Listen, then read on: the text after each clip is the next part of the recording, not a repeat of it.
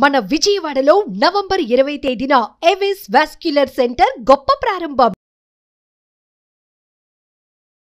మనం ఈ టాపిక్ పైన చాలా వీడియోస్ చేసాం మనము. అంటే ఇప్పుడు వైఫ్ అండ్ హస్బెండ్ పిల్లలు పడుకున్నాక సెక్షువల్గా కలిస్తే అది ఎంతవరకు అది కరెక్ట్. ఇంకా ఏంటంటే చాలామంది టీనేజర్స్ పిల్లల్ని కూడా పక్కన పడుకోబెట్టుకుంటున్నారు. అంటే యాక్చువల్గా రూమ్స్ ఉంటాయి, బెడ్రూమ్ అని చిల్డ్రన్ రూమ్ ఉంటాయి కదా, అయినా వాళ్ళు అక్కడ పడుకోరు, వీళ్ళ పక్కనే వచ్చి పడుకుంటారు. అసలు మామూలుగా చూసుకుంటే ఏ ఏజ్ వరకు పిల్లల్ని మనం పక్కన పడుకోబెట్టుకోవచ్చు అంటే ఏం చెప్తారు? పిల్లల్ని చిన్నప్పుడు యాక్చువల్లీ పక్కన పడుకోబెట్టుకోవచ్చు. అంటే ఇంకొక బెడ్ వేసి పడుకోబెట్టుకుంటే బెటర్ ఉంటుంది. సో ఒక 3 బెడ్స్ అంటే హస్బెండ్ వైఫ్కి ఇంకొక బెడ్ కూడా వేసి 3 బెడ్స్ వేసేసుకొని కొంచెం ఎక్కువ స్పేస్ ఉంటుంది దానివల్ల. అలా పండబెట్టుకోవచ్చు, చిన్నప్పటి నుంచి అలవాటు చేసుకోవచ్చు అది. దాని తర్వాత ఒక ఏజ్ అంటే ఒక 6 years అలా వస్తున్నప్పటి నుంచి పక్కనే ఇంకొక రూమ్ అంటే ఆనుకొనే ఉంటుంది కదా, 2 bedroom అండి, కింద ఒక విల్లా ఉన్నా కూడా కింద ఫ్లోర్లోనే అక్కడ అలవాటు చేయాలి. సో ఒక హెల్పర్ ఎవరైనా ఉన్నా కూడా, నాని అని అంటాం కదా, ఇప్పుడు నాని ఉంటే కూడా పెట్టుకోవచ్చు, లేదంటే హెల్పర్ ఉంటే కూడా అక్కడ వేరే రూమ్లో పెట్టేసేసి అప్పుడప్పుడు పేరెంట్స్ ఎవరైనా ఇద్దరు షిఫ్ట్ సిస్టంలో హస్బెండ్ వైఫ్ అప్పుడప్పుడు చూసి వచ్చేది అట్లా చేసుకోవచ్చు. ఒక 2 లైక్ LKG ఒక మన నర్సరీకి పంపించే వయసు నుంచి వాళ్ళు కొంచెం ఇండిపెండెంట్ అవుతారు కదా, వెళ్తూ ఉంటారు స్కూల్కి కదా, స్కూల్కి వెళ్ళి ఆల్రెడీ కొన్ని అవర్స్ వెళ్తుంటారు, 5 hours 6 hours బయటికి వెళ్ళి వస్తుంటారు. అంటే రాత్రి కూడా 6 hours కదా స్లీప్, 6 hours బయటికి వెళ్ళి వస్తున్నారు అంటేనే వాళ్ళు ఇండిపెండెంట్ కొంచెం అవుతున్నారని అర్థము. సో రాత్రి అంతా కూడా ఇండిపెండెంట్గా ఉంటున్నారు. రాత్రి పండబెట్టేసి అన్ని మ్యూజిక్ పెట్టి పాటలు పాడి స్టోరీ టెల్లింగ్ చెప్పి అన్ని చెప్పి ఉన్నప్పుడు అప్పటి నుంచి అలవాటు చేస్తే బాగుంటుంది. ఎందుకంటే హస్బెండ్ వైఫ్ సెక్స్లో ఉండాలి అనుకుంటున్నప్పుడు ఇంటర్ కోర్స్ అవన్నిట్లో, సో ఎందుకంటే పిల్లలు మధ్యలో లేవచ్చు, ఎప్పుడైనా లేవచ్చు, వాళ్ళు పడుకున్న తర్వాత పడుకున్నారు అని అనిపిస్తుంది కానీ అప్పుడప్పుడు లేవచ్చు పిల్లలు. అప్పుడు మధ్యలో ఉన్నప్పుడు ఆ ఫ్లోలో ఉన్నప్పుడు హస్బెండ్ వైఫ్లో మధ్యలో పిల్లలు లేసినప్పుడు పట్టించుకోరు చాలామంది పేరెంట్స్, చూడరు కూడా ఆ టైంలో. కొన్నిసార్లు ఏమైందంటే పక్కకు జరిపేస్తారు పిల్లల్ని. సో అప్పుడు ఆపరు పేరెంట్స్ కూడా చాలామంది, చిరాకు పడుతుంటారు పిల్లల పైన, కొట్టడం తిట్టడం చేస్తారు, తోసేస్తుంటారు. ఇలాంటివన్నీ మంచిది కాదు, పిల్లలకి హెల్తీ కాదు, పేరెంట్స్ కూడా హెల్తీ కాదు. పిల్లలకు ఇలాంటివన్నీ అర్థం కూడా కాదు, పిల్లలకి అర్థం కాదు, ఏదో మైండ్లో పెట్టుకుంటారు పిల్లలు, ఇవన్నీ మంచిది కాదు. ఇట్స్ నాట్ హెల్తీ ఫర్ పేరెంట్స్కి, హెల్తీ కాదు, పిల్లలు కూడా హెల్తీ కాదండి. అందుకోసం ఏం చేయాలంటే ఇది పేరెంట్స్ ఇలాంటి జాగ్రత్తలు తీసుకుంటే బాగుంటుంది. సో పేరెంట్స్ దృష్టిలో పెట్టుకొని, పిల్లల్ని దృష్టిలో పెట్టుకొని ఇలాంటి జాగ్రత్తలు తీసుకోవాలి. సో టీనేజర్స్ని వీళ్ళని అసలు టీనేజర్స్ అప్పుడు మీరు ఆల్రెడీ వాళ్ళతో ఒక ఇమేజ్ ఫార్మేషన్ స్టేజ్ అంటాం మనం. 7th 8th 9th 10th is adolescent age అంటాము. వాళ్ళు ఆల్రెడీ ఇమేజ్ ఫార్మేషన్ స్టేజ్. వాళ్ళని మీరు ఆల్రెడీ ఒక ఫ్రెండ్స్ లాగా ఒక ఆ టైప్లో డీలింగ్ చేయాలి వాళ్ళతో మాట్లాడేటప్పుడు కూడా. మీరు ఒక ఫ్రెండ్స్తో ఎలా మాట్లాడతారు, మీకు ఏ రెస్పెక్ట్ ఇచ్చి మాట్లాడతారు, పిన్ పాయింట్ చేసి మాట్లాడడం చేయకూడదు వాళ్ళతో, అలా మాట్లాడడం నేర్చుకోవాలి. సో వాళ్ళకు మీరు ఆల్రెడీ ఒక రూమ్ క్రియేట్ చేయండి. మీరు అమ్మాయి అబ్బాయి అయితే వాళ్ళకి ఇద్దరికి మీరు 3 bedroom చేసుకొని అమ్మాయికి ఒక రూమ్ పెట్టండి, అబ్బాయికి ఒక రూమ్ పెట్టుకోండి.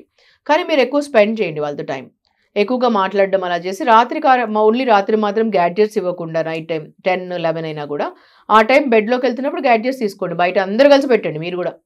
సో మీకు డిసిప్లిన్ పెట్టుకోండి, వాళ్ళకు పెట్టుకోండి. మీరు కూడా నైట్ పడుకోవాల్సినప్పుడు పెట్టుకోవాల్సిన అవసరం లేదు కదా ఫోన్స్ మీరు. సో అలా మీరు కూడా బయట పెట్టేసేయండి, వాళ్ళకు కూడా బయట పెట్టండి. వాళ్ళు 3 things నేర్చుకుంటారండి. ఏం చూస్తారో, ఏం వింటారో, ఏం ఫీల్ అవుతారు. ఈ 3 things న్యూరో ప్రాసెస్లో ఈ 3 అండి. ఏం చూస్తారో, ఏం వింటారో, ఏం ఫీల్ అవుతారో, ఈ 3 పైన వాళ్ళు కనెక్ట్ అవుతారు, అవే వస్తాయి వాళ్ళకి. సో ఫస్ట్ పేరెంట్స్కి రోల్ మోడల్సే పిల్లలు, ఫస్ట్ వాళ్ళని చూసే బయట కనెక్ట్ అవుతారు. సో ఈ మధ్యలో పేరెంట్స్ అలా కారు కాబట్టి బయట వాళ్ళని తీసుకుంటున్నారు ఎక్కువ, ఉదాహరణం కానీ చూడడం కానీ. సో కానీ అన్ని చేసేది మిమ్మల్ని చూసేవాళ్ళు. మీరు అనుకుంటుంటారు మమ్మల్ని చూసి కాదు, టీవీని చూసి లేదా సినిమాలను చూసి ఇంకేదో బయట వాళ్ళ వల్ల స్కూల్లో బట్టి సోషల్ మీడియాని బట్టి పాడవుతున్నారు అనుకుంటారు. మనము ఆ దీంట్లో ఉంటాం, కానీ ఎక్కువ శాతం మనల్ని చూసే వస్తుంది, చూడడము, వినడము, ఫీల్ కావడము. సో మీరు టీనేజర్స్ని ఎలా డీల్ చేస్తారంటే 7th 8th 9th 10th mainly వాళ్ళని ఆల్రెడీ మీరు వేరే రూమ్లో చూడండి, 3 bedroom or 2 bedroom ఆ టైంకి మీరు మూవ్ అయింటారు. ఒకవేళ మీరు కొనగలిగితే ఇల్లు కనుక్కోండి ఆ టైప్లో, లేదంటే రెంట్ హౌస్ అయినా పర్వాలేదు. పిల్లల కంటే ఏది ముఖ్యం కాదండి, ఆ టైప్లో చేసుకోండి. సో పక్కన రూమ్లో పెట్టండి, కానీ ఎక్కువ టైం మీరు కమ్యూనికేటివ్ కన్వర్సేషన్ పెట్టుకోండి వాళ్ళతో. చాలా మంది పేరెంట్స్ ఇలా అన్నారు కదా, టీనేజర్స్ గురించి మాట్లాడుకుంటే ఆడపిల్లలే ఏం కాదులే, ఒక్కతే పడుకోలేదు రూమ్లో అని చెప్పి మధ్యలో వేసుకుంటారు. దానివల్ల ప్రాబ్లమ్స్ ఎలా ఉంటాయి అంటే తను నిద్రపోతుందిలే అనుకుంటారు. అంటే వీళ్ళ రిలేషన్ కూడా కొంచెం దెబ్బతింటది కదా అక్కడ, వైఫ్ అండ్ హస్బెండ్. కొంతమంది ఏంటంటే పిల్లలు ఉన్నారు, వద్దులే పక్కన పడుకోకూడదు, దూరంగా పడుకోవాలి, మనం వాళ్ళు ఏం నేర్చుకుంటారు మన దగ్గర నుంచి అనే ఈ మోషన్ లో కూడా ఉంటారు కొంతమంది పేరెంట్స్. వీళ్ళకి ఏం చెప్తారు? అంటే పిల్లలు కూడా వీళ్ళిద్దరు ఎంత అన్యోన్యంగా ఉంటారో, ఎంత క్లోజ్ గా ఉంటారో, ఎంత రొమాంటిక్ గా ఉంటారో. అంటే పిల్లల ముందర మీరు సెక్స్ చేసుకొని ఇంటర్ కోర్స్ చేసుకొని ఇలా చేయొద్దండి మీరు. కానీ రోజులో డేలో మీరు ఎప్పుడు మంచిగా మీరు రొమాంటిక్ గా ఉండడము, రొమాన్స్ అనేది వేరండి, సెక్స్ అనేది వేరు. అంటే మీరు మంచిగా జోక్స్ వేసుకోవడం ఒకరిపైన ఒకటి, మంచి మంచి హ్యూమరస్ వేసుకోవడము, మీ మమ్మీకి శారీ బాగుంది ఇలాంటివి అనడము, మంచి మంచి మంచి క్వాలిటీ జోక్స్ మంచివి పెట్టుకోవడం, మరి వల్గరిటీ కాదండి దాంట్లో. I hope you understand. ఇలాంటివి మాట్లాడడము, మీ మమ్మీ బాగున్నా, ఈరోజు అందంగా ఉందిరా మీ మమ్మీ, ఇలాంటివి చెప్పడము పిల్లలకి. ఇట్లాంటివి, ఓ మా నాన్న మా అమ్మ ఎంత హ్యాపీగా ఉన్నారు, అట్లాంటివి పిల్లల్లో కూడా ఇంకా హ్యాపీనెస్ ఉంటుంది. మా అమ్మ మా నాన్న చాలా బాగుంటారు. మీరు ఏదన్నా ఆర్గ్యూ చేసుకోవాలంటే మీరు ఇద్దరే ఉన్నప్పుడు ఆర్గ్యూ చేసుకోండి. అంటే అది ఎమోషనల్ బ్యాలెన్స్ అనమాట, ఈక్యూ అంటాం, ఎమోషనల్ ఇంటెలిజెన్స్. అంటే పిల్లల ముందర మంచిగా మాట్లాడుకోవడము, మంచి జోక్స్ వేసుకోవచ్చు, మంచిగా అప్రిషియేట్ చేసుకోవచ్చు. ఇలాంటివన్నీ చేయడం వల్ల క్వాలిటీ పిల్లలకి ఇంకా మా అమ్మ నాన్న చాలా బాగుంటారు, వాళ్ళిద్దరూ ఎంత రొమాన్స్ ఉంటుందో వాళ్ళ మధ్యలో, ఎంత అఫెక్షనేట్గా ఉంటారో, ఇలాంటివి వాళ్ళకు రిలేషన్షిప్ పైన ఇంకా వాల్యూ పెంచుతుంది. అంటే మా అమ్మ నాన్న ఎప్పుడు పొట్లాడుకోరు. అంటే ఈ లోపల చాలా మంది అండి అసలు పెళ్లి అనే దానిపైన ఒక అభిప్రాయం ఉంటుంది వాళ్ళకి, నేను మ్యారేజ్ చేసుకోరు ఎందుకంటే మా అమ్మ నాన్న ఎప్పుడు పొట్లాడుకుంటారు. మా అమ్మ నాన్న డైవోర్స్ తీసుకున్నారు, చుట్టుపక్కల అందరు బయట సొసైటీలో అందరూ డైవోర్స్ తీసుకున్నారు, నేనెందుకు పెళ్లి చేసుకోవాలి, ఇండియాలో పుట్టినందుకు ఎందుకు డైవోర్స్ తీసుకోవాలి, ఎందుకు నేను పెళ్లి చేసుకోవాలి అంటారు నా దగ్గరకు వచ్చి.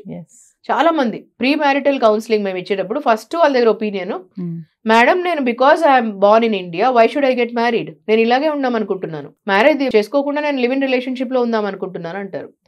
ఎందుకు అని కనుక్కుంటే వాళ్ళతో ఫస్ట్ వాళ్ళ మైండ్ లో ఉండేదంతా నేను తెలుసుకుంటాను, వింటాను. ఫస్ట్ 1-2 hours వింటే మా అమ్మ నాన్న పొద్దున్న నుంచి పోట్లాడుకుంటారు. తర్వాత నాకు చాలా మంది డైవర్స్ తీసుకున్న వాళ్ళు తెలుసు, తర్వాత మా ఫ్యామిలీలో డైవర్స్ ఇష్యూస్ వల్ల సూసైడ్ చేసుకున్న వాళ్ళు తెలుసు.